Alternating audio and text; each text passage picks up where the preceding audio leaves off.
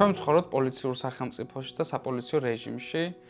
ამ ბოლო პერიოდში, რასაც ჩვენ უყურებთ, მე მაგალითად მახსენებს გარკვეულ წარსულსაც. როგორ მუშაობდა და მუშაობს საპოლიციო რეჟიმი ახლა და მაშინ და რა საერთო მსგავსებები ახასიათებს მას. ეს ეხება ორი ქალის ამბავს. სუდის პოლიციის უფროს მოადგილე და ცნობილი დამნაშავე მეგის ქარდავა, რომელსაც ალიყური გაარტყა მაშინ კალბატონმა და დღეს ასევე ბათუმის პოლიციის უფროსი ირაკლი დგებუაძე, რომელსაც მზიამაყობელმა გაარტყა ალიყური და ის დღემდე იმყოფება პატიმრობაში. მეგის ქარდაოს გაარტყეს სილა, მეგის ქარდაოს შემდგომ დააკავეს ეს კალბატონი და 1 საათში ის გაათავისუფლეს. ჩვენ შეგვიძლია შევადარო ძალიან მარტივად სააკაშვილის რეჟიმმა, როგორ დააჯილდოვა 2012 წელს ღირსების ორდენით. აი ეს მეგის ქარდავა, რომელსაც ალიყური გაარტყა კალბატონმა და მეორეს მხრივ როგორ დააჯილდოვა ეხლა უკვე მიხეილ ყავილაშვილმა მთელი წყება, ხო, პოლიციელების, რომლებმაც არაადამიანური ქმედებების არაერთგზისი გამოვლინება აჩვენეს.